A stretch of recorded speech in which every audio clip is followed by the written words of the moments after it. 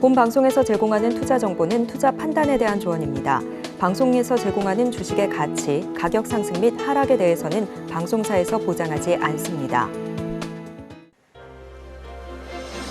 실시간 정보 브리핑입니다. 첫 번째 브리핑입니다. LNF가 SK온과 전기차용 하이니켈 양극재 공급 계약을 체결했다고 25일 공시했습니다. 7년간 장기 공급할 물량은 약 30만 톤 규모로 13조 1,910억 원에 달하는 대형 계약입니다. 두 번째 브리핑입니다. 한국과 일본의 스타트업 업계에 따르면 일본 도쿄도가 진행하고 있는 해외 기업 유치 프로그램에 지금까지 한국 스타트업 7곳이 선정됐습니다. 지원 기업에는 도쿄도 법인 설립을 위한 제반 비용 등 최대 1억 엔이 지원됩니다. 마지막 브리핑입니다.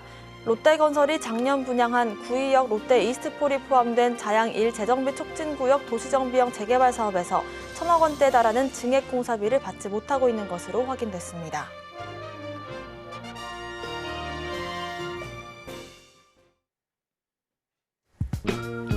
시장의 흐름을 파악하고 수익의 시그널을 읽어라. 마켓 시그널 온앤오프 진행의 문다연입니다.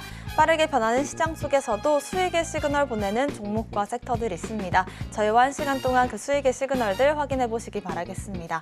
저희 마켓 시그널 온앤오프 두 분의 전문가님들과 함께하고 있습니다. 먼저 정영석 전문가님과는 전반적인 시황을 짚어볼 거고요. 급등하는 섹터들을 분석해 보겠습니다. 또 임상현 전문가님과는 시그널 이슈를 분석해보고 포트폴리오도 함께 고민해 보겠습니다. 지난 금요일 미국 증시와 오늘 우리 증시 모두 혼조세로 거래되고 있습니다. 특히나 우리 증시 같은 경우에는 코스닥 상위주들 2차 전지와 제약바이오 쪽으로만 상승세가 좀 들어오고 있는 모습 확인되고 있고요. 이번 주 같은 경우에는 목요일에 있을 분기 GDP 발표와 금요일 연간 근원 CPI 지수 발표까지 체크를 해보시면 좋을 것 같습니다. 이번 주 증시 전략 정영석 전문가님과 세워보겠습니다. 전문가님 인사드릴게요. 어서 오세요. 네, 안녕하십니까? 네, 이번 주 우리 증시 향방이 좀 중요할 것 같은데 지금 시황 어떻게 보고 계실까요? 네, 우선 뉴욕 증시부터 좀 말씀을 드리겠습니다. 우선 3대 지수 모두 고점을 찍는 등 최근에 물량 부담이 좀 심해졌죠. 그래서 좀 혼조세를 보였다 보시면 되고 나스닥 같은 경우에는 제가 방송에서 여러 차례 말씀드렸지만 최고치를 계속해서 경신하면서 갈 확률이 높다라고 말씀드렸고 금요일에는 나스닥 최고치 마감하면서 좋은 흐름을 보였다. 좀 이렇게 정리하시면 될 것 같습니다. 추가적으로 이 서학개미들의 최애 종목이 바뀌었다. 이걸 좀 말씀드리고 싶은데요. 여러분들도 테슬라 잘 아실 겁니다. 보통 우리 서학개미들의 최우선 픽 종목은 테슬라였습니다. 그러나 최근 이 언론의 이슈를 통해 확인해 봤을 때 테슬라를 제치고 엔비디아로 바뀌었다. 그래서 엔비디아의 가격 추이를 봤을 때 지금 정말 고공행진을 하고 있지 않습니까? 뭐 GPU 이슈라든지 HBM 이슈, 또 필라델피아 반도체 지수가 오르고 있고 여러 가지 좋은 모멘텀을 가지고 있는 종목이기 때문에 엔비디아는 앞으로도 잘 갈 것이다. 그리고 이 3대 지수가 최고치를 경신하면서 더 가려면 엔비디아를 필두로 한 기술주들 매그니피센트 7의 움직임도 한번 보셔야겠다라고 좀 정리를 해드리고요. 우리나라 증시 같은 경우에는 코스닥은 상승하고 있습니다. 코스닥은 913, 900선 돌파하면서 좋은 흐름 보이고 있고 코스피는 하락하고 있습니다. 그래서 2760선 턱밑인데 지금 장중에는 2740까지 밀리고 있는 모습입니다. 다만 삼성과 SK하이닉스와 같은 반도체주는 조금 좋은 모습을 보이고 있다가 SK하이닉스는 장중에 빠지고 있는 모습이고 변동폭을 좀 그리고 있는 모습입니다. 구체적인 부분은 일봉 차트 보면서 제가 다시 한번 짚어드리도록 하겠습니다. 자, 보시면 나스닥입니다. 나스닥 보시면 유일하게 최고치 경신하면서 잘 가고 있습니다. 우리가 추세를 한번 그려볼 필요는 있어요. 추세를 그려봤을 때 이렇게 그려집니다. 근데 제가 기술적인 부분에서, 그러니까 재료적인 부분이 아니라 뭐 엔비디아의 모멘텀이 어떻고 뭐 FOMC가 어떻고 이런 모멘텀 측면이 아니라 기술적인 측면에서만 놓고 봤을 때 추세의 지지 라인을 이탈하지 않았기 때문에 이 라인 가격적으로 봤을 때 한 16,000 라인, 또 상징적인 선이죠. 이 라인만 이탈하지 않는다면 기술적으로 봤을 때는 충분히 최고치를 경신하면서 앞으로 나아갈 수 있는 패턴이다. 나스닥은 좀 짚어드리고요. S&P 500 같은 경우에는 소폭 하락하긴 했습니다만 그렇게 많이 하락하지는 않았고요.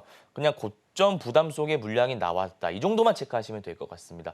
이 정도 체크하시고 5234, 5200선은 이탈하지 않았기 때문에 역시나 추세의 지지라인 그려봤을 때 너무 좋은 흐름으로 갈 것이다 보시면 되고 다우도 마찬가지입니다. 필라델피아 반도체 지수는 상승했죠. 엔비디아가 요즘 너무 좋은 흐름을 보이고 있으니까 상승했다 이 정도 체크하시면 되고 기술적인 부분에서 봤을 때 파동이 눌림 구간이기 때문에 다시 전고점 라인을 돌파하는지 여부만 좀 체크하시면 될 것 같다. 좀 이렇게 정리를 하고요. 우리나라 같은 경우에는 코스피부터 볼게요. 코스피는 오늘 장중에 2763 최고치 경신하고 물량 빠지고 있습니다. 아까 보여드렸던 S&P 500과 다우와 비슷한 흐름입니다. 우리나라 코스피에 어떤 특별한 악재가 있는 것이 아니라 고점 부담이 있습니다. 그래서 차익 물량이 나오는 과정 속에 자연스럽게 생길 수밖에 없는 윗골이다 해석하시면 될 것 같고 역시나 기술적인 측면에서 봤을 때 추세의 지지라인을 이탈하지 않고 5일선 위에서 좋은 흐름을 보이고 있기 때문에 추세의 지지라인은 2700선입니다. 2700선 이탈하지 않는다면 3대 지수, 뉴욕 증시와 마찬가지로 좋은 흐름을 보일 것이다. 좀 이렇게 정리를 해드리고요. 마지막으로 코스닥 같은 경우에는 코스피와 다르게 상승 흐름 보이고 있는데 지금과 같은 장세에서는 오히려 코스닥에 상장되어 있는 종목 가령 바이오 너무 강하죠. HLB 그룹주도 있고요. 또 여러 가지 바이오 섹터 안에서 분화된 부분들이 있습니다. 그 부분들 제가 나중에 자세히 말씀드릴 테니까 그 섹터를 보셔도 될 것 같다라는 말씀 드리고 반도체 중에서도 이제 대형주 말고 중소형주 중에서 많이 오르지 않은 종목들이 있습니다. 그런 종목들 공략하신다면 큰 수익을 볼 수 있는 장세다 좀 이렇게 짚어드리고요. 구체적으로 증시 전략 다시 한번 받아보고 싶다 하시는 분들은 아래 QR코드 열려 있으니까요. 초록밴드 들어오신다면 제가 구체적인 전략 다시 한번 세워드리도록 하겠습니다. 네, 지금 당장의 미국 3대 지수는 고점 부담이 조금은 있겠지만 좋은 흐름 잘 유지해주고 있다는 점 체크를 해보시면 좋을 것 같고요. 코스피 같은 경우에도 고점 돌파 가능성들 짚어주셨고 코스닥 같은 경우가 이제 바이오 섹터 등 일부 섹터들 위주로 해서 큰 수익을 볼 수 있는 구간들이 있기 때문에 정확한 종목과 섹터 공략을 통해서 큰 수익까지 가져가실 수 있는 전략 함께 세워보시길 바라겠습니다. 자세한 전략들은 아래 보이시는 QR코드를 스캔만 하시면 초록밴드 통해서 확인하실 수 있습니다.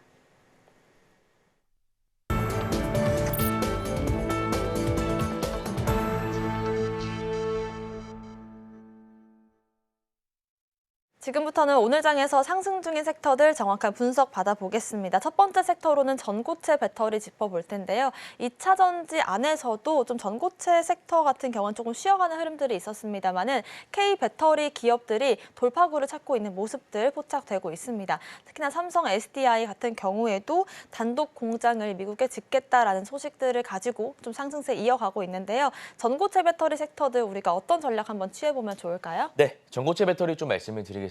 우선 삼성 SDI 사장이 직접 얘기했습니다. 우리 삼성 SDI는 전고체 배터리를 차질 없이 2027년까지 양산하겠다. 좀 이렇게 얘기를 했고요. 추가적으로 정부에서도 전고체와 같은 차세대 배터리의 R&D를 추진하겠다. 좀 이런 이슈가 나오고 있습니다. 그러면 모멘텀 측면에서도 기업 내부에 이슈가 하나 있고요. 정부에서도 밀어주는 정책이다 보니까 A급 정도 된다 보시면 되고 삼성 SDI를 필두로 지금 2차 파동 나오고 있는 구간이기 때문에 우리가 신규 매수 관점에서도 접근할 수 있다. 좀 이렇게 정리를 할 수 있을 것 같고요. 구체적인 부분은 일봉 차트 보면서 좀 말씀을 드려볼까 합니다. 우선 대장주는 삼성 SDI입니다. 오늘에 한해서는 삼성 SDI가 대장주인데 우선 이 종목은 32조 정도 됩니다. 엄청 무거운 종목이죠. 그래서 이 삼성 SDI 같은 경우에는 기존의 중소형주와는 다르게 좀 접근을 할 필요가 있는데 우선 수급적인 측면 좀 말씀을 드릴게요. 제가 중소형주 볼 때는 수급은 말씀 안 드리는데 대형주 볼 때는 수급이 굉장히 중요합니다. 자, 지금 보시면 외국인이랑 기관 투자자는 순 매도하고 있고 기관 투자자가 순 매수하고 있는데 기관 투자자도 굉장히 많잖아요. 은행도 있고 보험도 있고 연기금도 있고 투신도 있고 굉장히 많습니다. 그러면 그 중에서도 누가 물량을 담고 있는지를 좀 보셔야 돼요. 보면은 연기금이 가장 많이 담고 있죠. 근데 여러분들 이 기관 투자자도 내 보면은 좀 성향이 다른 거 알고 계신가요? 여러분 투신이라든지 사모펀드는 조금 단기적인 성향이 강하고요. 연기금 같은 경우에는 중장기 투자 성향이 강합니다. 그럼 우리가 모멘텀이라든지 기술적인 부분을 제외하고 수급적인 측면에 한해서만 봤을 때 기관 투자자 내에서 연기금이 굉장히 많이 담고 있고 연기금은 중장기 성향이 강한 투자자다 보니까 앞으로 중장기적으로 오를 수 있겠구나라는 좀 논리가 성립이 되죠. 그래서 수급적인 측면은 이렇게 좀 잡아드리고요. 기술적인 측면에서 말씀을 드리면 제가 A급 정도 된다는 재료다라고 말씀을 드렸죠. 지금 1파 눌림 2파라 볼 수 있는데 사실 대형주다 보니까 1파로 보시면 됩니다.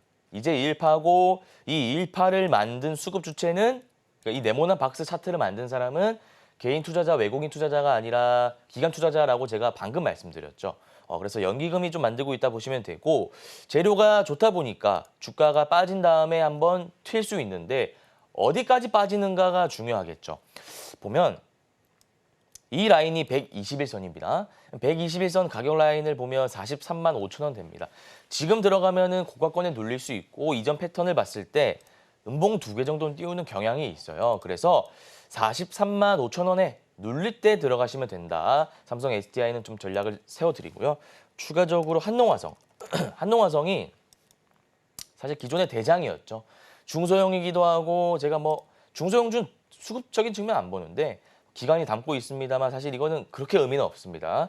이거는 차트랑 모멘텀만 보시면 되는데 모멘텀은 정부에서 밀어주는 정책주고 삼성 SDI의 뭐 내부 이슈가 있기 때문에 A급 된다 말씀드렸고 A급은 2파죠. 2파면은 지금 1파 이후에 눌림 2파 구간이기 때문에 전고점 돌파하는지만 체크하시면 된다. 그래서 이 삼성 SDI와는 다르게 돌파 매매로 들어가셔야 됩니다. 그러면 자 26,950원이죠. 27,000원 돌파하는 장대 양봉 나올 때 들어가시면 된다. 좀 이렇게 정리를 해드리고요.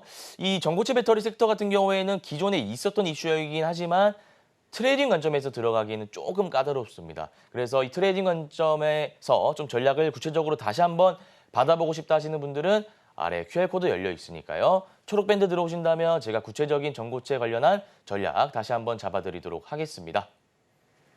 네, 전고체 배터리 관련된 주식들 삼성 SDI 같은 경우에는 연기금들의 수급을 좀 체크를 해주시면 좋을 것 같고 전반적으로는 A급 재료이기 때문에 우리가 파동 분석을 통해서 추가적인 대응 전략 세워보도록 하겠습니다. 자세한 전략들은 아래 보이시는 QR코드 스캔하시면 확인하실 수가 있고요. 저희가 여러분들께서 직접 패턴 분석하실 수 있도록 비법 자료집 준비를 해드리고 있습니다. 아래 보이시는 QR코드 통해서 전문가님의 전문 자료집까지도 받아보시면 좋을 것 같습니다. 자, 두 번째 섹터로는 바이오 섹터 짚어볼 텐데요. 코로나19로 인해서 좀 위기감에 떨었던 그런 시간들이 얼마 지나지가 않았는데 일본 전염병 우려감으로 다시금 시달리게 됐습니다. 연쇄상구균 독성 쇼크 증후군이라고 하는데 이 병균 자체가 어느 정도 지속이 될지부터 관련된 주식들을 우리가 어떻게 대처하면 좋을지까지 한번 전략 세워볼까요? 네, 우선 STSS 바이오 섹터에 수급이 몰리고 있는데 하나하나 좀 보겠습니다. 제가 아까 전고체 말씀드릴 때는 기술적인 측면, 수급적인 측면을 강조해 드렸는데 이 섹터 같은 경우에는 시세 초입 부근이기 때문에 재료적인 측면에서 좀 말씀을 드리겠습니다. 우선 모멘텀은 크게 두 가지인데 일본 내에서 STSS 환자가 역대 최다랍니다. 요거는 1차 파동 재료입니다. 그래서 질병청이 지금 감시 체계를 운영 중이고 추가적인 모멘텀은 정부에서 이 백신이 없긴 하지만 우리나라에 들어올 가능성이 낮다. 유행 가능성이 낮다. 이거는 2파 감점 요인입니다. 자, 그래서 지금 모멘텀을 말씀드렸는데 이렇게 한번 접근해 보자고요.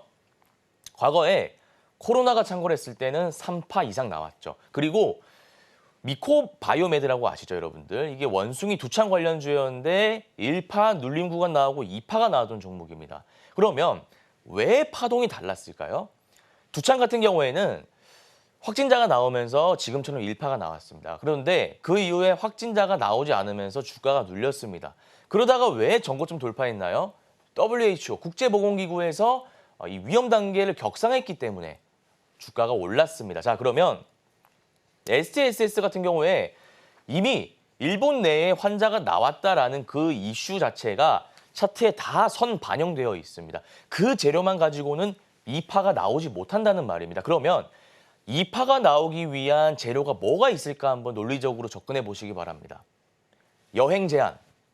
근데 이거는 굉장히 정치공학적인 문제입니다. 여행을 제한한다는 것은 정치적인 문제이기 때문에 조금 우리가 예단할 수는 없어요. 그러나 만약에 일본 내 여행을 제한한다면 우리나라뿐만 아니라 다른 나라에서도 제한하게 된다면 2파 재료입니다. 그러면 우리가 눌릴 때 여행 제한할 거야 라고 예측하고 들어가는 것과 그냥 가만히 보고 있다가 주시만 하고 있다가 여행 제한을 한다는 속보가 나왔을 때 들어가는 것이랑 확률적인 측면에서 어떤 게 더 확률이 높을까요? 당연히 후자입니다. 그거 하나 체크하시면 되고 또 추가적인 재료는 여행 이슈가 아니라 WHO에서 위험 단계를 격상하는 경우가 있습니다. 과거 원숭이 두창 때처럼요. 그래서 WHO에서 지금 당장은 별 문제 없다. 이게 일본 내에서 벗어날 일은 없다라고 전문가가 얘기하고 있는 상황이기 때문에 1차 파동에 그치고 있는데 만약에 WHO에서 전문가가 어떤 의견을 개진해 나간다. 야, 이건 좀 심각하다. WHO에서도 선제적인 좀 조치가 필요하다. 근데 여기에 더불어서 우리나라 역시도 어떤 스탠스를 취한다. 예를 들어서 뭐 여행 제한을 한다든지 아니면 일본 내 입국 제한을 금지한다든지 뭐 이런 것들이 있잖아요. 자, 이런 것들을 하게 된다면 2.5, 그러니까 2차 파동까지는 나올 수 있는 재료다라고 보시면 되고 기술적인 측면에서 봤을 때 차트 한번 봐야 되는데 구체적인 거 일봉 차트 보면서 제가 한번 짚어드리도록 하겠습니다. 자, 우선 신풍제약입니다. 신풍제약이 지금 오르고 있는데 1파죠. 여기서 주가가 이렇게 올라갈 수는 없습니다. 직선으로. 왜? 제가 아까 말씀드렸잖아요. 이미 일본 내에 환자가 많이 나오고 있다는 것은 소비된 재료입니다. 이미 끝났습니다. 그럼 우리가 새로운 장작을 넣어야 불을 지필 수 있잖아요. 이거 장작이 이미 소비된 것이기 때문에 이 재료 하나만 보고 지금 돌파 매매 관점에서 들어가시면 안 되고요. 주가가 눌려야 되는데 아마 16,000원까지는 눌릴 겁니다. 근데 눌릴 때 그냥 들어가시면 안 된다고요. 기다렸다가 재료가 속보로 나오는지를 항상 체크를 하셔야 됩니다. 속보는 뭐냐면 뭐 입국 제한, 뭐 여행 제한 이런 거 있잖아요. WHO에서 어떤 말을 한다든지 그런 것도 체크하시면 될 것 같다. 라는 말씀을 드리고 추가적인 관련주는 국제약품 하나 있는데 국제약품은 보시면 네모나박스가 이 박스권 되게 크게 그려지고요. 전고점 라인을 돌파했기 때문에 일봉상으로는 매물대가 없습니다만 주봉상으로는 매물대가 있고 윗꼬리가 살짝 달리고 있습니다. 주봉상 박스권 그려드리면 이 구간인데 이 박스권의 고가 라인을 강하게 돌파하는 장대 양봉이 나오려면 제가 아까 말씀드렸던 그 모멘텀이 차트에 녹아져 내렸어야 합니다. 뭐 WHO, 뭐 우리나라 여행 입국 금지 이런 거 있잖아요. 그런 게 나와야 된다라는 말씀을 드리고요. 이 섹터 같은 경우에는 시세 초입 부근이기 때문에 혼자 대응하기에는 굉장히 까다로운 섹터입니다. 이 섹터 관련해서 구체적인 대응을 원하시는 분들은 아래 QR코드 열려 있으니까요. 초록 밴드 들어오신다면 좀 구체적인 전략을 세워드리도록 하겠습니다. 네, 최근 화두가 되고 있는 STSS 관련된 주식들 같은 경우에는 정치공학적인 관점에서 접근을 해야 된다는 점 말씀을 해주셨습니다. 지금 당장에 새로운 모멘텀이 있을 경우에 2차 파동이 가능하다는 점 참고를 해보시면 좋을 것 같고요. 예를 들어서 뭐 여행 제한이라든지 위험 단계 격상 등의 이슈가 있을 텐데 이런 이슈들 같은 경우에는 속보로 처리가 될 가능성이 많기 때문에 실시간으로 대응 전략 함께 세워보고 싶으신 분들은요. 아래 보이시는 QR코드를 스캔하셔서 초록밴드 통해서 자세한 분석 받아보시길 바라겠습니다.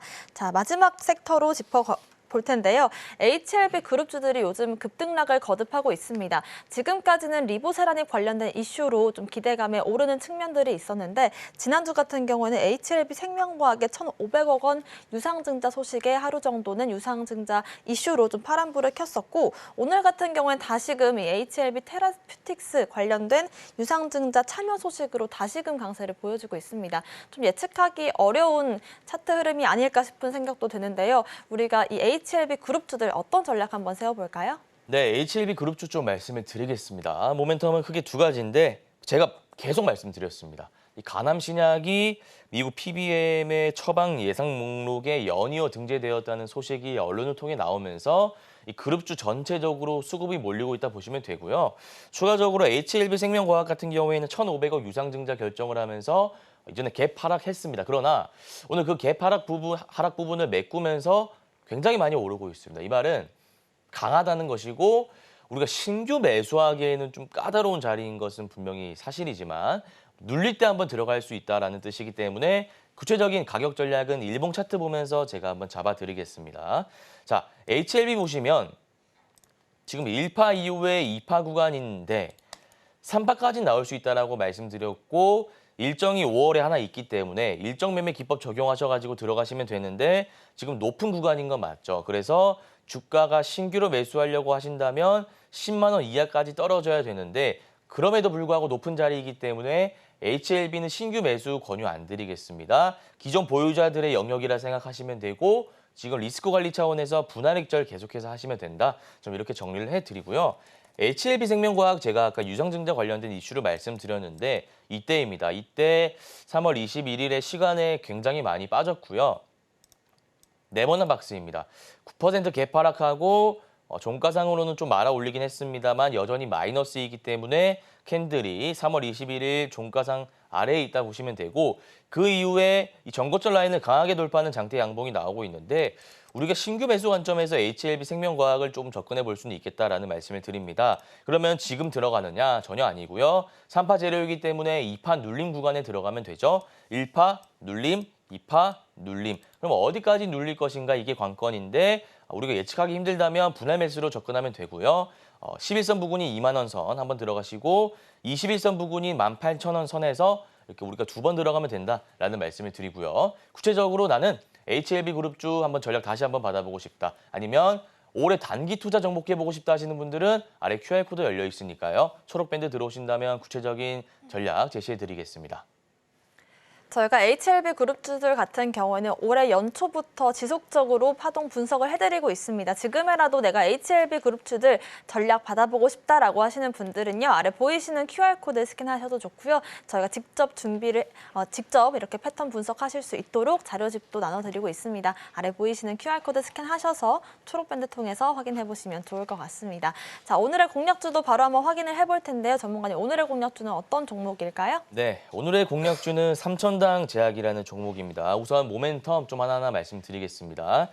알리아 바이오시밀러라는 게 있는데 이게 유럽 9개국 독점 공급 계약을 체결했습니다. 우리가 재료적으로 볼 때 세계 최초, 국내 최초 독점 계약, 신약 개발, 바이오에서는 이런 게 좀 먹히는데 이런 재료가 나오면 2차 파동 이상 나오는 재료다라고 보시면 되고 독점 계약 관련된 재료는 여러분들 학습 효과가 있잖아요. 과거에 알테오제니 머크와 독점 계약 체결하면서 주가가 많이 올랐었죠. 그 학습 효과를 똑같이 3전당 제약에도 적용해 봤을 때 충분히 2파 이상 나온다는 어떤 논리가 성립이 된다. 좀 이렇게 보시면 되고요. 수급적인 측면에서는 투신이라든지 연기금과 같은 기관 투자자가 대량 순매수하고 있는 상황이다. 하나 체크하시면 될 것 같고 기술적인 측면에서는 지금 52주 신고가 찍었습니다. 단기, 중기, 이평선, 정배열 구간이기 때문에 우리가 매물대가 없어요. 그래서 충분히 더 상승할 수 있다. 좀 기술적인 측면에서는 짚어드리고요. 구체적인 가격 전략은 일봉 차트 보면서 좀 말씀을 드리겠습니다. 지금 3,000당 제약 보시면 상한가 같습니다. 분봉 차트인데 상한가 가면은 지금 못 사죠. 그럼 내일 시초가에 사셔야 되는데 내일 시초가에 사도 됩니다. 다만 이 3,000당 제약의 어떤 차트 특성을 보면 1파 이후에 좀 주가가 장기 이평선까지 꺾이는 경우가 있습니다. 알테오젠도 과거 차트 보면은 이게 바이오 대형주들의 특징인 것 같아요. 파동 이후에 장기 이평선까지 주가가 쭉 빠지는 경우가 있는데 우리가 중장기 추세적으로 봤을 때는 추세대 그리면서 지속적으로 올라가기 때문에 3,000당 제약 같은 경우에도 지금 굉장히 높은 자리 아니야라고 생각할 수 있지만 52주 신고가 찍고 매물대를 소화한 차트이기 때문에 중장기적으로 올라갈 수밖에 없는 차트다라고 말씀을 드리고요. 구체적으로 3,000당 제약 지금 상한가기 때문에 접근하기 좀 까다로울 수 있습니다. 가격 전략 한번 받아보고 싶다 하시는 분들 있으실 거예요. 그런 분들은 아래 QR코드 열려 있으니까 초록밴드 들어오신다면요. 제가 구체적인 가격 전략 다시 한번 짚어드리도록 하겠습니다. 네, 오늘의 공략주는 3,000당 제약 짚어봤습니다. 오늘 당장에 상한가에 들어간 종목이지만 중장기 이평선이 모두 좀 정배열로 진행이 되고 있기 때문에 추가적인 상승 가능성 짚어주셨고요. 지금 당장에 전략 함께 세워보고 싶으신 분들 혹은 보유 중이신 분들 전략이 필요하시다면 아래 보이시는 QR코드 스캔하셔서 초록밴드 통해서 전문가님의 실시간 전략들 받아보시길 바라겠습니다. 오늘 말씀 주신 정영석 전문가님과는 여기서 인사드릴게요. 고맙습니다.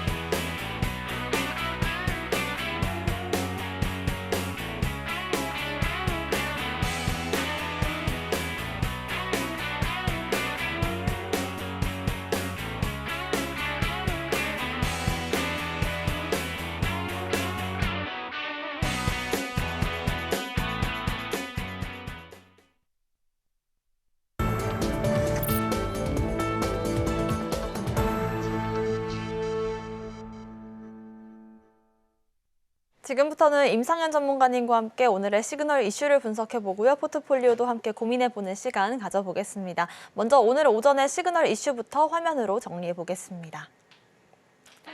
오늘의 오전 시그널 이슈는 일본의 독성 쇼크 증후군 글로벌 확산 우려입니다. 일본에서 작년 STSS 연쇄상구균 독성쇼크 증후군 환자가 941명 발생해 역대 최다를 기록했고 올해 2월 말까지 414명의 환자가 발생하면서 질병관리청이 국내외 감시에 들어갔습니다. 특히나 치사율이 높다는 분석이 이어지면서 공포심이 커지고 있는데요. STSS 관련한 이슈 임상현 전문가님과 짚어보겠습니다.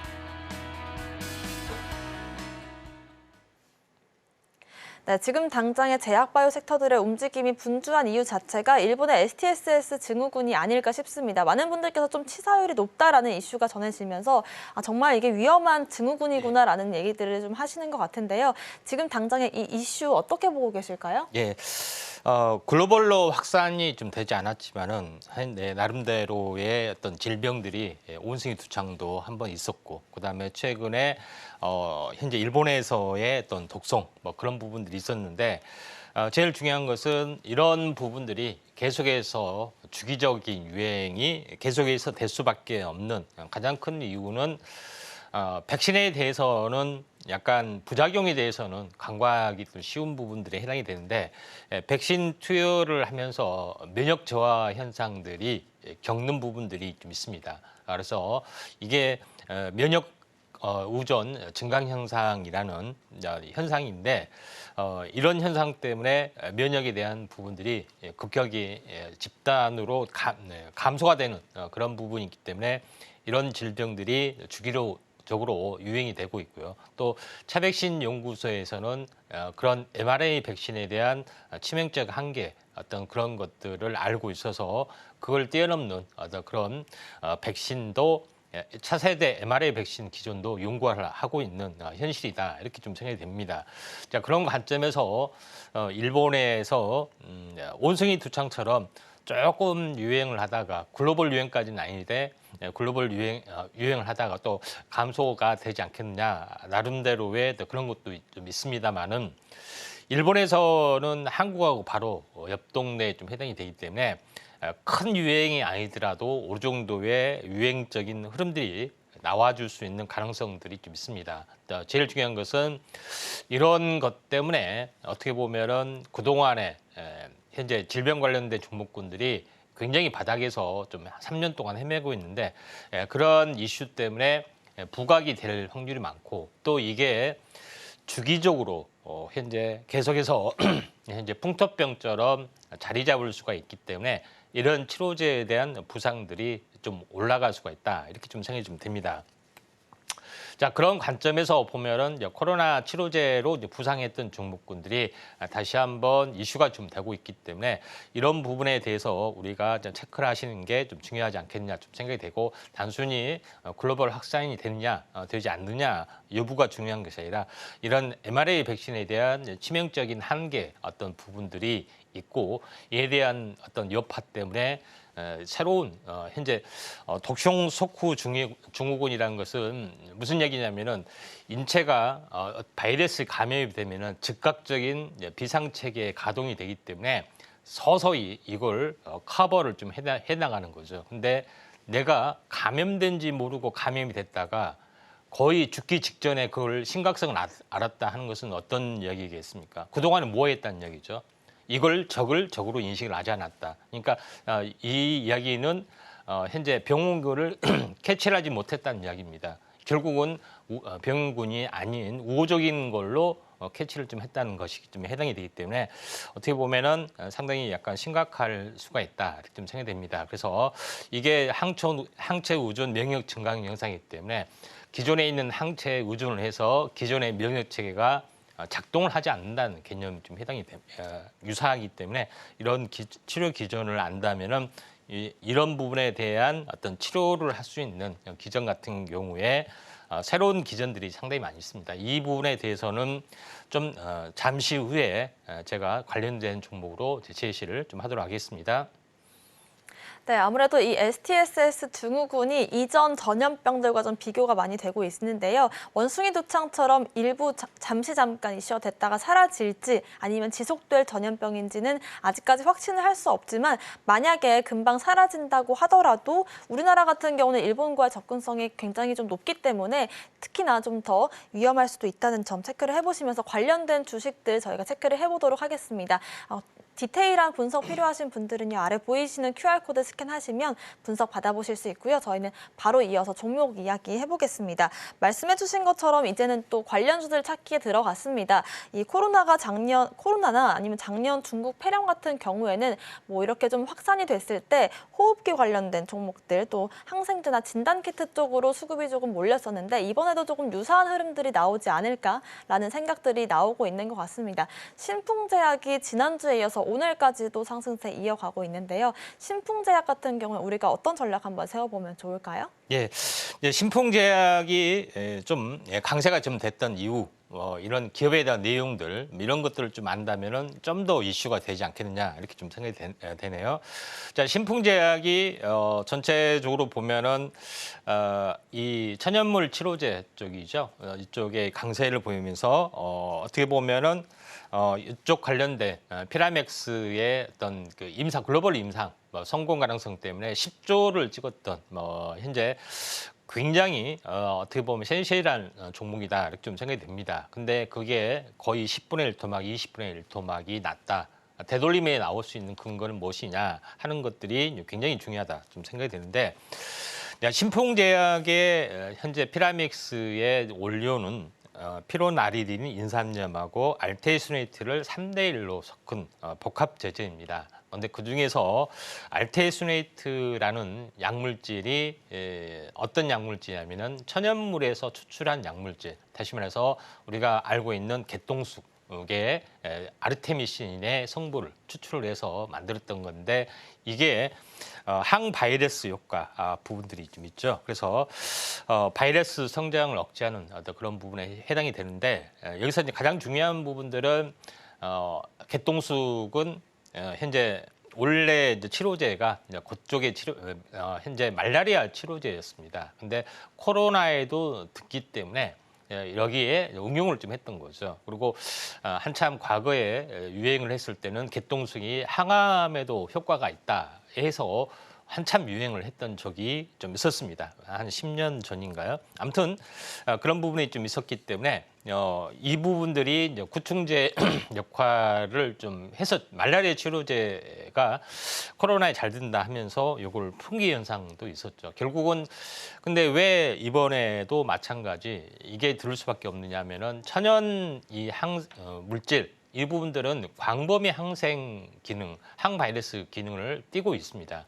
일반 화학 물질 같은 경우는 특정 어떤 균에만 적용이 되기 때문에 다시 말해서 이런 그 피로나리딘 이 말라리아 치료제로 알고 있는 피라믹스가 또 항바이러스 광범위 항바이러스 효과가 있기 때문에 이에 대한 어떤 가능성도 있고요. 또 글로벌 임상 이상이 사실상 변별력이 없다고 실패를 좀 했는데 그럼에도 불구하고 코로나 같은 경우에 임상 3상이라는 또 새로운 어떤 데이터가 곧 나온다 준다는 이슈도 있습니다. 글로벌 이상에 대한 변별력들, 글로벌 임상에서 실패를 했는데 가장 중요한 부분들은 PCR 값이라는 게 좀 있습니다. 어려운 이야기로 다시 말해서 PCR 값을 너무 높게 되면은 바이러스가 아닌 것도 또 죽은 바이러스도 검출이 되기 때문에. 비교 데이터 임상 실험에서 어떻게 보면은 변별력이 없게 나올 수가 있습니다. 그래서 이런 어떤 임상 설계가 잘못된 것 때문에 다른 글로벌 임상을 추진해서 변별력을 확인한다는 그런 것들이 있기 때문에 코로나 치료제의 효과도 있고 또 다른 어떤 광범위 항바이러스 효과가 있기 때문에 천연물 치료제가 유리한 치료 기전이 될 수가 있기 때문에 이런 것 때문에 신풍제약이 떠주고 있다 이렇게 좀 생각하셔도 될 것 같습니다. 자, 그런 관점에서 신풍제약을 바라보실 필요가 있는데 차트를 보시면은 자 그것 때문에 지금 급등을 좀 해주고 있는데 어제도 급등을 해줬죠. 근데 어제 이야기를 했어야 되지 않느냐 이렇게 좀 생각이 되는데 어제 지난 주말에 아침 시초가에 신풍제약을 공략을 좀 했습니다. 이걸 어떻게 아느냐? 초록 밴드에 오시면은 정확하게 이제 공략을 했고요. 오늘 뭐 추가적으로 공략을 올랐는데 오늘 이제 특징주를 소개하는 거고요. 가격 조정 기간 조정이 만약에 나와준다면은 그렇게 새롭게 접근할 필요가 있고요. 그렇지 않는 부분들은 현대바이오도 마찬가지 기정이기 때문에 현대바이오에 대한 어떤 후속 공략도 가능하다 이렇게 좀 생각이 되네요.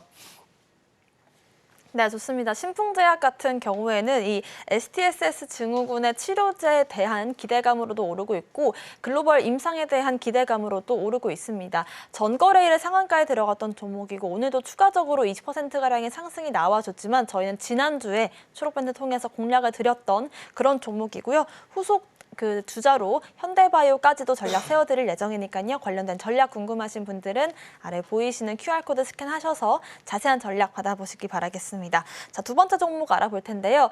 엔비디아가 묻은 종목들은 그 상승세가 남다른 것 같습니다. 아무래도 파로스 아이 바이오가 오늘 강세를 보이는 이유도 그러한데요.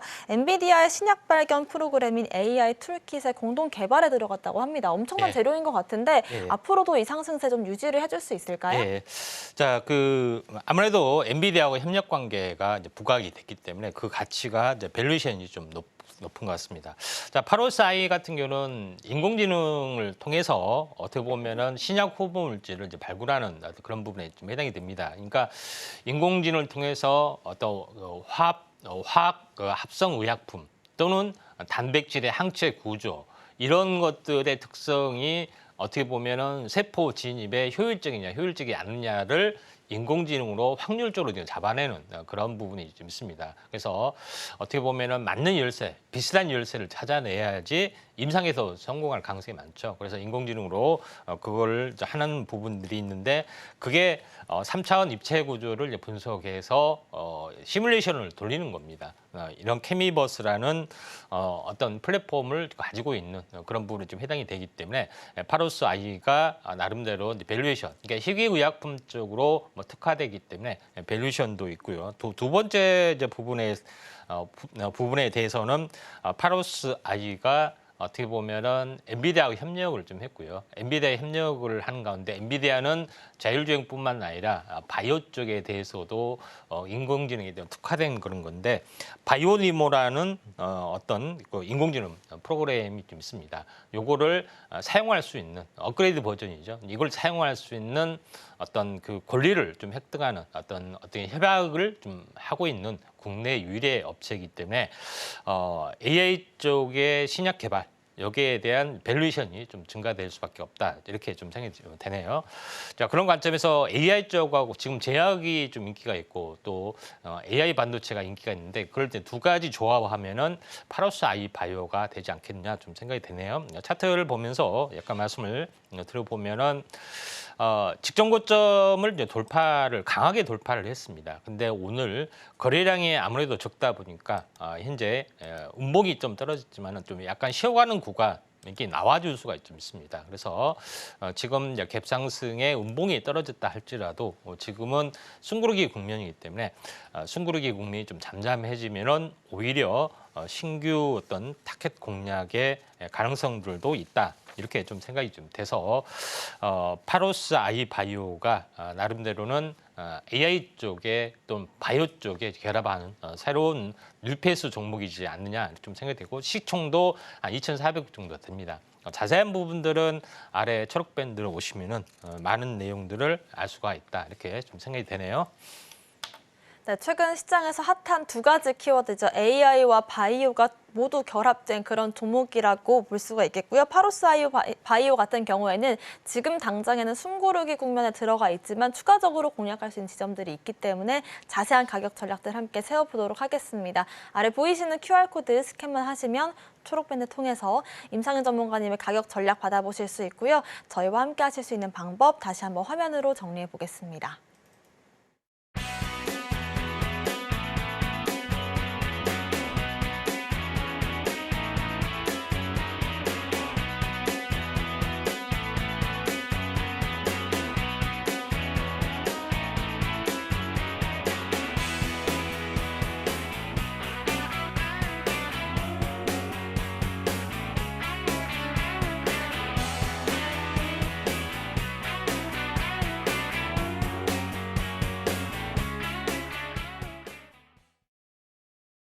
지금부터는 임상현 전문가님의 공략주를 알아보는 시간 가져보도록 하겠습니다. 오늘의 탑픽 공략주에 대해서 배워보는 시간인데요. 먼저 오늘 장에서 주목해볼 섹터부터 짚어보도록 하겠습니다. 전문가님, 어떤 섹터 한번 공략을 해볼까요? 예, 차세대 반도체 소재로 만든 반도체 섹터에 대해서 한번 알아보도록 하겠습니다. 네, 반도체 중에서도 반도체 소재인데 어떤 내용들을 가져와 주셨을까요? 예, 사실은 SI 보통 이제 반도체는 실리콘으로 많이 만들고 좀 있습니다. 근데 네, 실리콘으로 만든 부분의 한계성들이 통신 분야라든가 고전력 분야에서 한계성들이 극명하게 드러나기 때문에 실리콘의 소재에다가 추가적으로 또는 현재 다른 소재로 활용해서 이 반도체 소자를 만드는 그런 어떤 부분이 새롭게 좀 떠올라주고 있기 때문에 이런 거에 대한 성장성 이런 부분에 좀 체크를 좀 하시는 게 좀 중요하지 않겠냐 좀 생각이 됩니다. 자, 여기를 화면을 보시면 알겠지만은 왼쪽에 오른쪽에 있는데 이제 고주파 그다음에 고전력 부분의 어떤 표현인데 고주파 쪽은 통신용 현재 GaN이라고 하고 질화갈륨이라고 읽습니다. 그다음에 이제 이 고전력 쪽은 실리콘 카바이드. 그러니까 다시 말해서 실리콘에다 카바이드를 탄소를 첨가하는 그런 소재를 쓰는 어떤 반도체의 어떤 트렌드가 형성이 좀 되고 있는데 기존의 이제 실리콘 체계의 어떤 모든 어떤 체계에서 한 발 벗어나기 때문에 신규 투자라든가 새로운 어떤 캐시카우가 현재 새로운 블루오션이 좀 일어나고 있다 하는 것들이 현실이다 이렇게 좀 생각이 좀 됩니다. 자, 여기를 이제 다음 표를 보시면 알겠지만 일반적으로 만든 실리콘, 탄화 기술로 만드는 실리콘, 질화갈륨으로 만든 실리콘의 어떤 특성을 보시면 알겠지만은 최고 온도, 그다음에 최대 전압에서 효용성이 확실하게 좀 있습니다. 다시 말해서 이 탄화 규소 같은 경우는 고전압, 고내열의 아주 우수한 그런 부분이고 질화갈륨 같은 경우는 빠른 스위칭 속도, 다시 말해서 통신 쪽에 가장 혁신적인 어떤 그런 것들을 가지고 있죠. 근데 실리콘은 이런 것들에서 굉장히 취약한 모습을 보여주고 있기 때문에 새로운 소재로 만든 현재 반도체 소재가 있습니다. 어떻게 이제 새로운 소재를 만드느냐 하는 것들이 궁금하시는데 왼쪽에 이제 보시면 알겠지만은 그냥 제일 첫 번째는 그냥 실리콘을 만든 우리가 알고 있는 실리콘입니다. 근데 실리콘 카바이드 그러니까 탄소를 더 강화해서 만드는 실리콘이 현재 전력 반도체 소자로 좀 하고 있고 또는 실리콘 카바이드에다 질화갈륨을 코팅을 하든가 아니면 실리콘에다가 질화갈륨 코팅을 하든가 아니면 질화갈륨을 계속해서 연속해서 사용하는 방식의 어떤 제작 구조를 가지고 있는 그런 부분에 해당이 되기 때문에 실리콘을 기반으로 하는 소재 부분들이 점점 감축이 되고 전력 반도체, 통신용 반도체는 이런 구조의 어떤로 만든 반도체가 성장할 수밖에 없지 않느냐 이렇게 좀 생각이 좀 됩니다. 또 어떻게 생긴지 궁금하다 하신 분들을 위해서 특별히 준비했습니다. 왼쪽에 보시면은 SiC 그러니까 반도체 모습에 해당이 되고 오른쪽에 있는 부분들이 질화갈륨의 반도체 모습이다. 이게 이제 성장성이 커지기 때문에 이에 대한 관련된 부분이 아직은 시장 초기이지만은 선점을 좀 해주고 있는 그런 부분에 어떤 업체 주목을 좀 하실 필요가 있고 차세대 AI 반도체뿐만 아니라 AI 반도체가 이제 성장할수록 이런 부분들도 같이 이제 동반 성장을 할 확률이 많다. 특히 전력 반도체, 통신용 반도체에는 5G, 그다음에 자동차, 전기 자동차의 교체 부품으로 많이 사용이 되고 있기 때문에 단순히 일반 반도체가 통신에 들어가면 통신용 반도체고 차량에 들어가면 차량용 반도체냐 이렇게 단순하게 생각하시는 분들이 있는데 그건 아니다. 이렇게 다시 한번 말씀드리고 효율 때문에 대체를 좀 해야 되는 그런 부분이다. 이렇게 좀 생각이 돼서 이에 대한 관련된 종목군들 알아보도록 하겠습니다. 네, 효율성이 조금 더 극대화될 수 있는 그런 소재들을 찾아가는 과정 속에서 우리가 지금 당장에 주목해야 될 섹터로 차세대 반도체 소재 섹터 짚어봤고요. 이 중에서도 우리가 좀 공략할 수 있는 종목 한번 알아보도록 하겠습니다. 오늘의 탑 공략주는 어떤 종목일까요, 전문가님? 예, 자람 테크놀로지입니다. 사실 상한가에 갔던 종목들을 또 공략하시는 게 전문가님의 패턴이시기도 한데 3거래일 연속으로 상한가에 갔던 적이 있는 종목이잖아요. 예. 앞으로 어떤 전략 한번 세워볼까요? 예, 조정을 좀 기다렸다가 2차 파동이 일어날지 아니면 그걸로 끝날지 판단을 좀 해야 됩니다. 그러면 기업에 대한 밸류에이션을 분석을 해야 되는데 자람 테크놀로지가 중장기적으로 굉장히 큰 성장성을 보여주고 있는 그런 부분이다. 이렇게 보시면 될 것 같습니다. 그래서 이런 부분을 보시는데 자람 테크놀로지는 핵심적인 부분들은 현재 통신 기술에 보통 현재 코어망과 기지국이 1대1로 현재 대칭되게 하는 부분들은 막대한 비용이 많이 드는데 이걸 일대 다중구조로 연결하는 어떤 반도체 부분들은 획기적인 전략들이 있기 때문에 이게 이제 폰 기술이라고 합니다. 광통신에 이제 사용하는 기술에 좀 해당이 되는데 이런 기술을 이제 개발을 좀 했고요. 또 이런 기술을 통해서 여기에다가 위쪽에 보시면은 이런 기술을 담는 반도체를 개발했고 또 반도체를 포함해서 하나의 기구, 스틱 또 개발을 좀 했기 때문에 이런 쪽의 성장성이 굉장히 높아질 수밖에 없지 않느냐 이렇게 좀 생각이 좀 됩니다.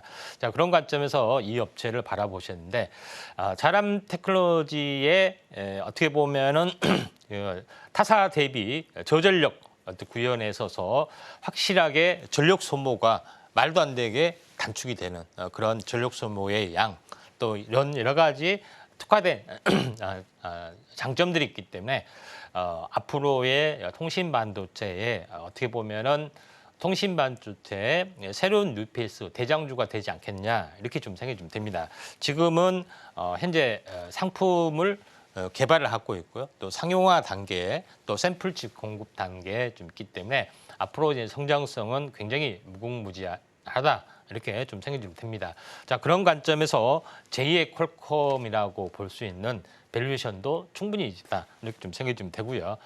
또 그리고 자람 테크놀로지가 글로벌 통신 고객사를 많이 확보를 좀 해주고 있고 이 업체에다가 납품을 하고 있는데 이 업체만이 유일하게 이 통신 기술을 완성을 했기 때문에 세계 유일 표준이자 자람 테크놀로지 기술이 세계 유일 표준으로 등극을 했기 때문에 각각 을이 바뀌고 비추고 있다 이렇게 좀 생각하셔도 될 것 같습니다.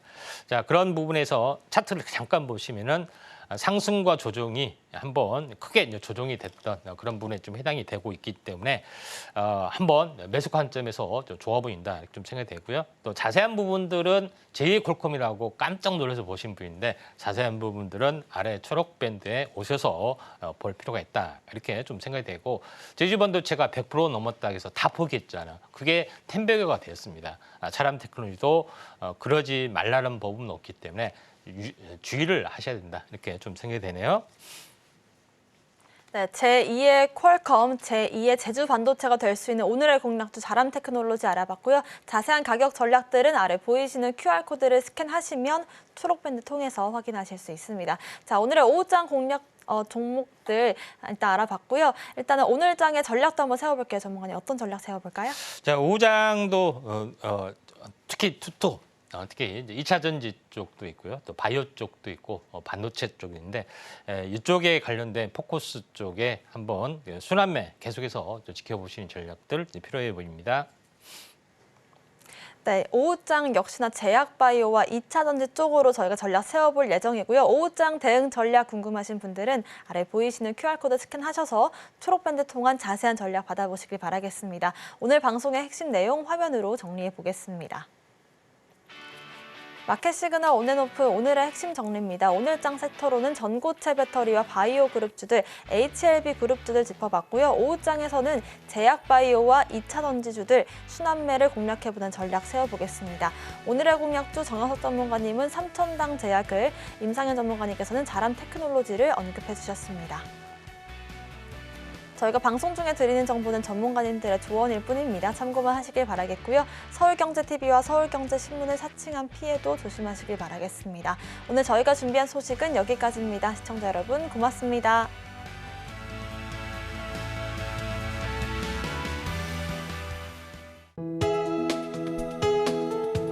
본 방송에서 제공하는 투자 정보는 투자 판단에 대한 조언입니다. 방송에서 제공하는 주식의 가치, 가격 상승 및 하락에 대해서는 방송사에서 보장하지 않습니다.